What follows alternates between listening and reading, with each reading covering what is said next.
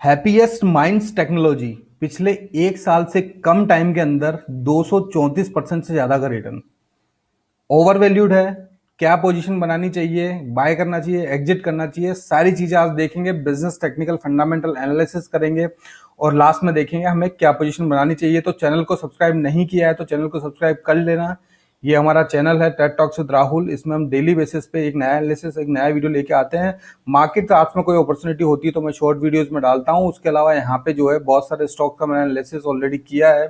IRFC, escort, Tata steel, BSL, Adani, JP power, Tata power, Reliance power, Havells India, सारे shares का किया है। तो यहाँ पे जाके जो है एक्सप्लोर कर सकते हो सकता है आपके काम की भी कोई चीज मिल जाए। तो चलिए अब स्टार्ट करते हैं, चलते हैं हैप्पीएस्ट माइंड्स टेक्नोलॉजी के बिजनेस के ऊपर।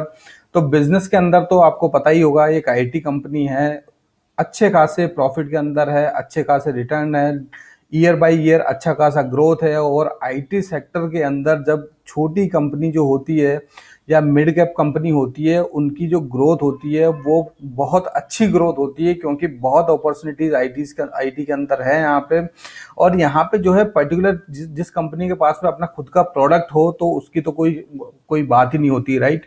तो एक प्रोडक्ट बेस्ड कंपनी, वो भी IT कंपनी, एक अच्छी खासी ग्रोथ निकल के आती है। पिछले टाइम में किस तरीके से IT कंपनीज ने ग्रोथ की है वो सारी चीजें आपको पता ही होगा।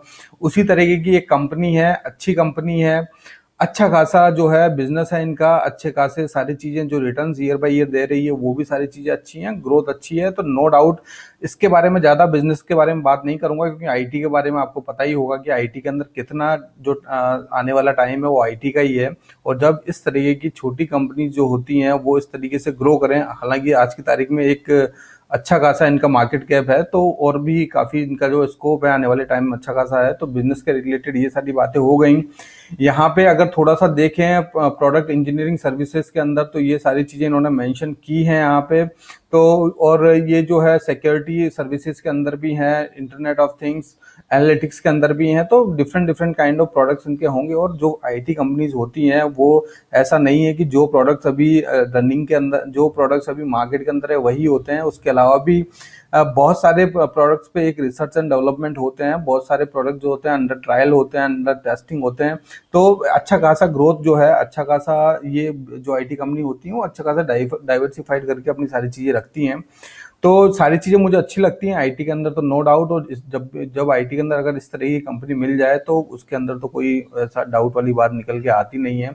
तो चलिए, ये बिजनेस की बात हो गई, अब चलते हैं इसके फंडामेंटल्स के ऊपर। फंडामेंटल्स के ऊपर अगर देखें तो मार्केट कैप जो इनका है हाल ही में 14,747 करोड़ का है, करंट प्राइस 1,004 है, बुक वैल्यू 37.2 है। तो बुक वैल्यू के हिसाब से तो यहाँ पे देखा जाए तो तकरीबन 22-23 गुना ये स्टॉक ऑलरेडी हो चुका है। तो यहाँ से जो है ये ओवर वैल्यूड तो है, no doubt overvalued zone के अंदर है। ROC अच्छा खासा इन्होंने मेंटेन किया है। स्टॉक PE भी 91 है, जो कि बहुत ज्यादा है। प्रमोटर होल्डिंग जो है वो 53.2% है। उसके अलावा अगर यहाँ पे ROE जो है अच्छा खासा इन्होंने जो है ROE यहाँ पे जो मेंटेन करके चल रहे हैं ये। उसके अलावा डिविडेंड ठीक ठाक डिविडेंड कंपनी देती है। तो ये सारी चीजें हो गई। इसके जो डेट कंपनी के ऊपर जो है वो तकरीबन 0.35 का, वो डेट देखेंगे किस तरीके का डेट है, कोई भी शेयर प्लेस नहीं है। तो कोर फंडामेंटल में तो सारी चीजें बढ़िया हैं, बढ़िया in the sense over valued के हिसाब से बढ़िया है। लेकिन नीचे जाके बिजनेस देखते हैं कि बुक्स के अंदर जो है क्या चीजें और क्या अपॉर्चुनिटी नजर आती है। अगर 5 ईयर्स की CAGR देखोगे तो 114.5% है यहाँ पे। और जो ROE वो देखोगे उसका ट्रैक रिकॉर्ड जो है काफी अच्छा है, तकरीबन 49.42 है। और जो बुक वैल्यू से काफी ऊपर ट्रेड कर रहा है, इसका मतलब जो है अच्छा खासा जो है ये ओवर वैल्यूड है शेयर, इसमें तो कोई डाउट वाली बात नहीं होती है, राइट। उसके अलावा अगर यहाँ पे देखेंगे तो ये पीयर कंपैरिजन के अंदर कंपनीज हैं सारी, जो कि इसके जो कॉम्पिटिटर हैं सारी IT कंपनीज हैं। यहाँ पे अगर आप देखें क्वार्टरली रिजल्ट्स की बात करें तो कंसिस्टेंटली अच्छा खासा इन्होंने जो है मेंटेन करके रखा हुआ है। 2000 जून 2020 के बाद में फिर ग्रोथ में आया, फिर ग्रोथ में आया, फिर ग्रोथ में आया। लेकिन इतना भी ज्यादा ग्रोथ नहीं है कि शेयर जो है 300 250% के रिटर्न दे दें। नो डाउट अच्छी खासी ग्रोथ है, इसके अंदर तो कोई डाउट वाली बात नहीं है। ऑपरेटिंग प्रॉफिट की बात करें तो वो भी यहाँ यहाँ पे अच्छा खासा ऑपरेटिंग प्रॉफिट है यहाँ पे। और यहाँ पे 4 करोड़ का यहाँ इजाफा हुआ है करंट क्वार्टर में।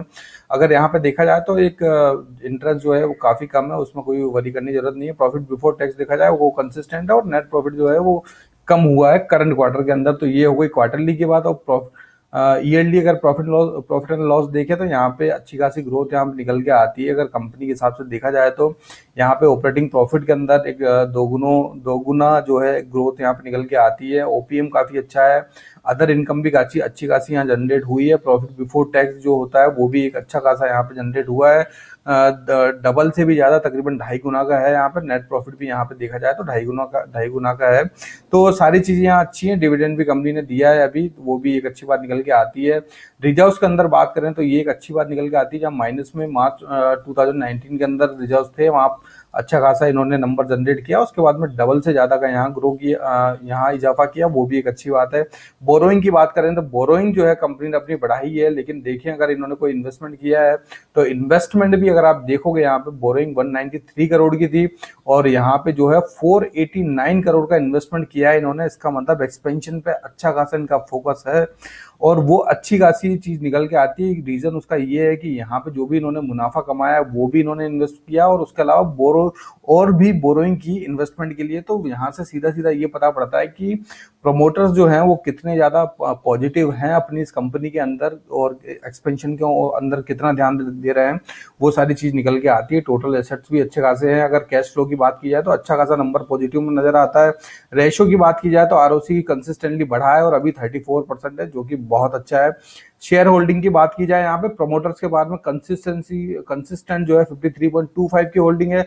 एफआईआईज के पास में अच्छी खासी होल्डिंग है 7% की, और डीआईएस के पास में भी जो है अच्छी खासी होल्डिंग, और डीआईएस ने अपनी होल्डिंग जो है यहाँ पे बढ़ाई भी है। पब्लिक के पास में भी अच्छी होल्डिंग है और यहाँ पे 32.30% की होल्डिंग पब्लिक के पास में। अगर यहाँ बड़े प्लेयर देखे जाए तो तकरीबन 5.5% के तो ये हो गए।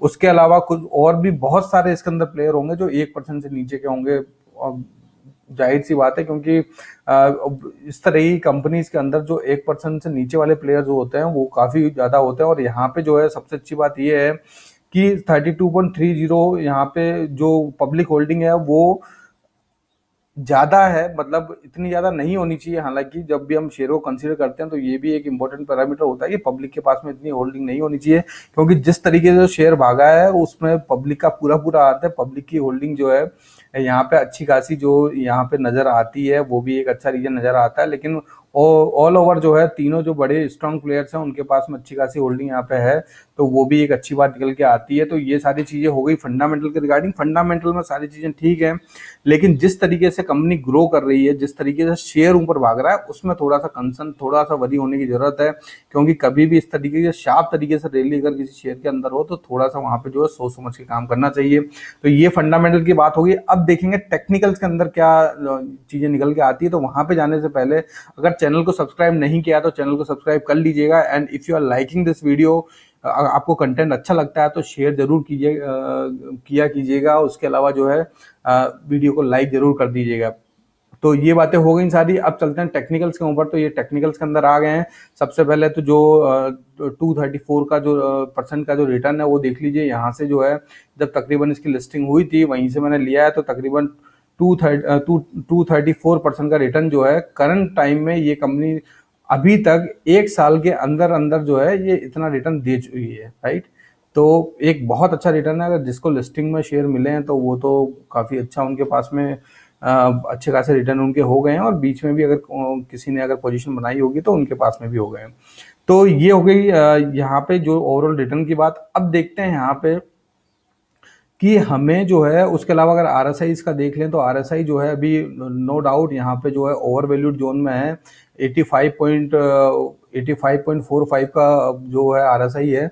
70 के ऊपर जब आरएसआई जाता है तो वो एक ओवर वैल्यूड जोन के अंदर आ जाता है, वहां पे कंसोलिडेशन होने के चांसेस बढ़ जाते हैं। और 30 के नीचे जब आता है तो वो अंडर वैल्यूड के अंदर आ जाता है, और वहां से जो है थोड़े टाइम में एक्सपेक्ट कर सकते हैं कि अच्छा खासा मूवमेंट जो है रिवर्स ट्रेंड में देखने को मिल सकता है दोनों ही पोजीशंस में, राइट।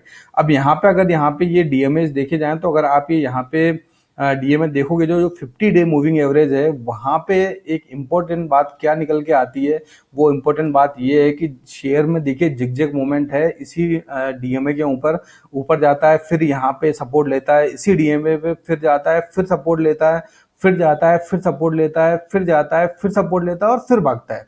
अब यहाँ पे क्या है, अगर आप स्विंग ट्रेड करते हैं और शॉर्ट टर्म में जो है शॉर्ट टर्म में ट्रेड करते हैं स्विंग के अंदर, तो बहुत अच्छा ये शेयर है शॉर्ट टर्म में स्विंग करने के लिए, क्योंकि यहाँ पे आता है तो इसको खरीदिए, फिर ऊपर जाता है तो बेचिए, फिर नीचे आता है तो खरीदिए, क्योंकि एक प्रूवन ट्रैक है कि ये जो है 50 डीएमए यहाँ पे अच्छा खासा सपोर्ट जो है ये शेयर लेता है।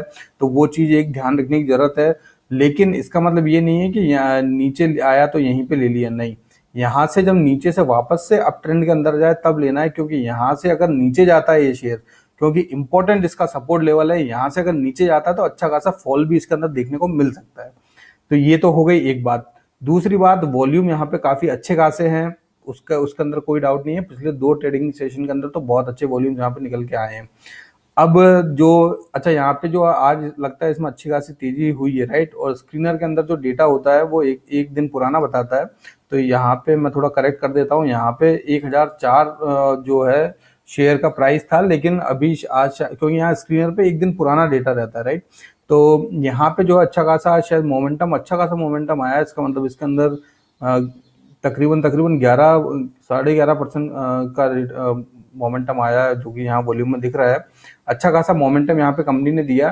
तो यहाँ पे देखिए, अब इम्पोर्टेंट बात क्या है, एक इम्पोर्टेंट बात तो यहाँ पे ये निकल के आती है कि ये चीज ध्यान रखिएगा कि जब भी इतना ऊपर जाता है तो नीचे जरूर कंसोलिडेट होता है, राइट। अब यहाँ पे एक इम्पोर्टेंट बात और निकल के आती है, अगर आप देखोगे इन दोनों कैंडल्स के बीच में जो ग्रीन कैंडल बनी है, यहाँ पे एक छोटा सा गैप यहाँ पे छूटा हुआ है, राइट। अगर आप देखेंगे तो ये गैप यहाँ पे छूटा हुआ है। और इस तरीके के जब गैप्स बनते हैं, चाहे वो बिल्कुल ऊपर जाने वाले अप ट्रेंड वाले शेयर में हो, चाहे नहीं नीचे वाले जाने वाले शेयर में हो, तो बहुत ज्यादा चांसेस होते हैं कि ये गैप को फिल करने जरूर आता है, राइट। तो ये चीज आपको ध्यान रखना है। तो ऐसा नहीं है कि अभी ये इतना भागा 2 दिन में तो यहाँ पे आप पोजीशन बनाए, ऐसा मत कीजिएगा। यहाँ पे इसको अच्छा एक डिप आता है इस लेवल पे, वापस 50 डीएमए पे आता है, तब इसके अंदर जो है आप कोई पोजीशन बनाइएगा। और तब भी जब यहाँ पे थोड़ा वेट कीजिए, वापस से रिवर्स ट्रेंड पकड़ता है तब पोजीशन बनानी है, क्योंकि यहाँ से शेयर अगर नीचे आता है, नीचे गिरता है, तो वो भी एक अच्छा खासा जो है फॉल यहाँ पे देखने को आपको मिल सकता है। तो अब जिनके पास में ऑलरेडी इसकी होल्डिंग है, उनको क्या करना चाहिए, उनको कुछ नहीं करना चाहिए, उनको वेट करना चाहिए और अपनी होल्डिंग को बनाए रखें जब तक कि इसको 50 डीएमए को ये नहीं काटता है, नीचे नहीं आता है, तब तक कोई वरी करने की जरूरत है नहीं। लॉन्ग टर्म के लिए मैं कहूंगा बहुत अच्छा स्टॉक है। आईटी के अंदर इस तरह की कंपनी बहुत अच्छे से ग्रो करती है, जिनका एक प्रूवन ट्रैक हो, पिछले 5 साल के अंदर 114% का सीजीआर निकाला हो, अच्छा खासा ग्रोथ हो और कॉन्टिन्यूसली कंसिस्टेंट ग्रोथ हो, तो उसके अंदर कोई वरी करने की यहाँ पे जरूरत होती नहीं है। लॉन्ग टर्म के लिए आप इसको बिल्कुल कंसीडर कर सकते हैं, लेकिन शॉर्ट टर्म में जो ट्रेड करते हैं वो ये जो मैंने जिगजैग मूवमेंट बताया उसके ऊपर ध्यान दें, उसी के हिसाब से काम करें, ऊपर लेवल में जाके ना फंसें। क्योंकि अगर वहां पे फंस गया तो वहां से एक जब करेक्ट होगा ये, क्योंकि आज एक ही दिन में 11-12% ऊपर गया, तो वहां से जब करेक्ट होगा तो अच्छा खासा करेक्शन, अच्छा खासा नुकसान जो है आपको हो सकता है। तो सोच समझ के काम कीजिएगा, क्योंकि ऑलरेडी ओवर वैल्यूड जोन के अंदर है, आरएसआई ज्यादा है। जिस तरीके से भागा है पिछले 1 साल के से कम के ड्यूरेशन में, काफी ज्यादा भाग चुका है, तो उस हिसाब से आप काम कीजिएगा। लॉन्ग टर्म में कोई वरी करने की जरूरत नहीं है, शॉर्ट टर्म में जिस तरीके से मैंने बताया उस तरीके से आप इसको कंसिडर कर सकते हैं। फिर भी मैं कह देता हूं, मेरी कोई रिकमेंडेशन यहाँ पे नहीं है, आप अपना एनालिसिस करें, अपने फाइनेंशियल एडवाइजर से बात करें, उसी के बाद में कोई पोजीशन लें। अगर चैनल को सब्सक्राइब नहीं किया तो चैनल को सब्सक्राइब कर लें, हम डेली बेसिस पे इस तरीके के एनालिसिस, इस तरह की अपॉर्चुनिटी लेके आते हैं। उसके अलावा अगर आपको चीज अच्छी लगती है तो लाइक जरूर कीजिएगा, और अगर कोई फीडबैक हो तो कमेंट के अंदर जरूर दीजिएगा।